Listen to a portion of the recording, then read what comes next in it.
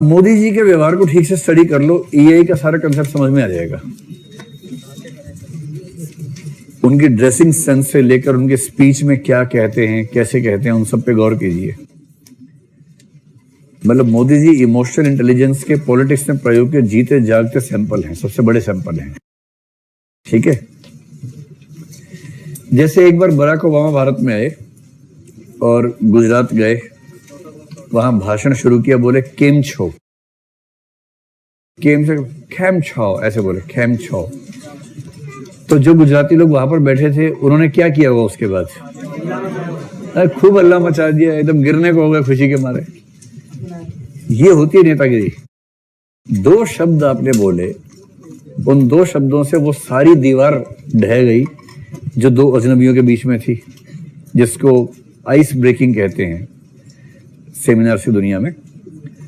अब ये Donald Trump जो आया था डोनाल्ड ट्रंप, उसके बाद नमस्ते, जब ये हाउडी मोदी हुआ उसमें ऐसी बातें बोल रहा था।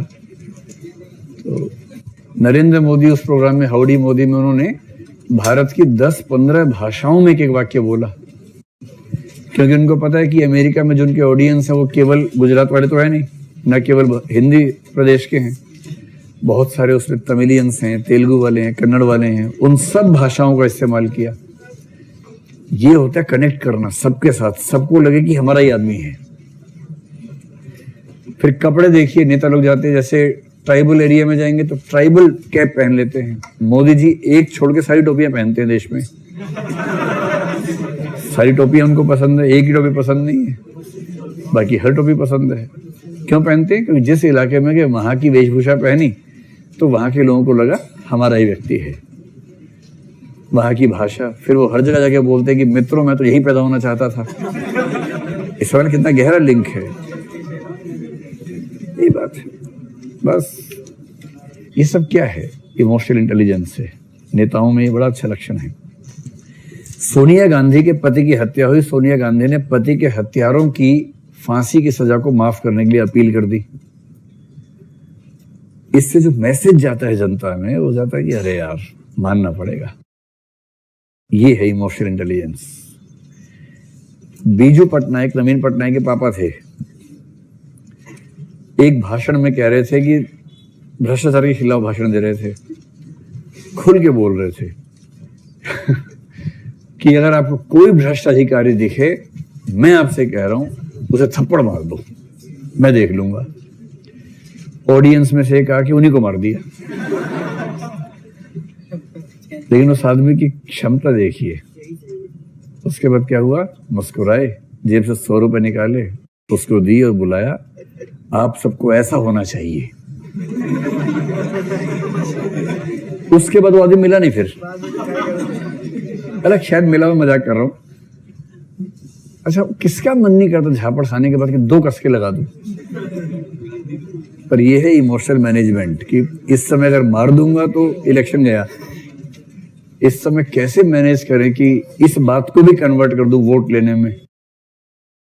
ये तेवर होता है, मजाक छोड़ना है। और मोदी जी हैं। मोदी जी इस फाइन आर्ट के चरम पुरुष हैं। बाकी तो बच्चे हैं सब लोग, तो वो तो चरम पुरुष है मोदी जी इस चीज में। मतलब इमोशनल इंटेलिजेंस के मामले में महात्मा गांधी के बाद मुझे लगता है नरेंद्र मोदी ही हैं जिन्होंने समझा है कि मासेस को कैसे अपनी गिरफ्त में ले सकते हैं। मैं उनकी पॉलिटिक्स की तारीफ भी नहीं कर रहा हूं, बुराई भी नहीं कर रहा हूं, मैं सिर्फ ये तारीफ कर रहा हूं कि इमोशनल इंटेलिजेंस का इस्तेमाल कैसे पॉलिटिक्स में होता है। ये देखना हो तो महात्मा गांधी के बाद नंबर 2 पे यही दिखेंगे। नेहरू वेहरू तो उस स्कूल में कंपार्टमेंट में पास हुए हैं जिसके टॉपर नरेंद्र मोदी और जिसका सिलेबस बनाया था महात्मा गांधी ने। उनको अच्छे से पता था कि अखबार बहुत कम छपते हैं, छपते भी तो पढ़ेगा कौन? साक्षर नहीं है लोग, अखबार पढ़ नहीं पाते हैं, टीवी है नहीं, रेडियो नहीं के बराबर है, ना इंटरनेट है, कुछ नहीं है। देश को इकट्ठा करना है, कैसे करेंगे? दांडी यात्रा, पैदल चलेंगे 18-20 दिनों तक ताकि खबर फैलने का टाइम मिले पूरा।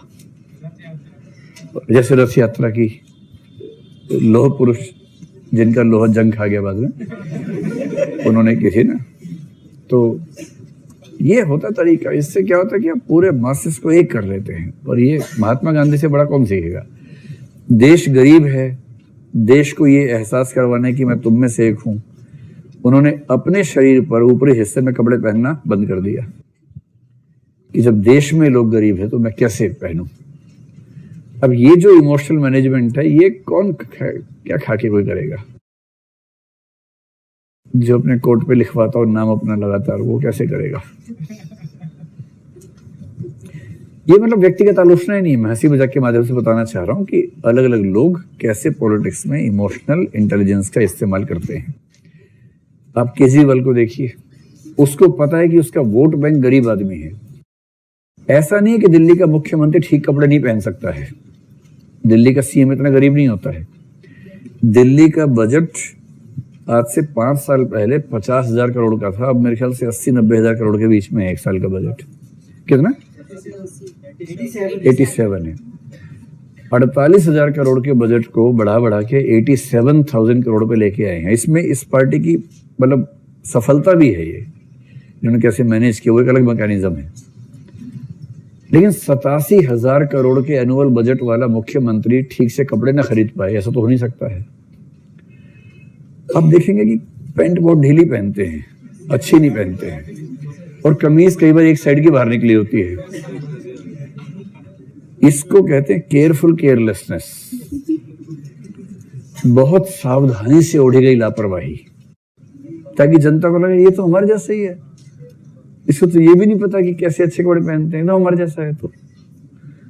और इसको अगर आप सोच रहे हैं कि बाई चांस हो जाता है, अरे इसके पीछे कितने दिमाग लगे होते हैं। उसके पीछे केजरीवाल की बाई तरफ से बाहर निकाल लो, हाँ पैंट थोड़ी फटी, अरे यार प्रेस की हुई है, मुचड़ उसको, अच्छे से मुचड़ दिया, पहनो उसको, हाँ अब ठीक लग रहा है।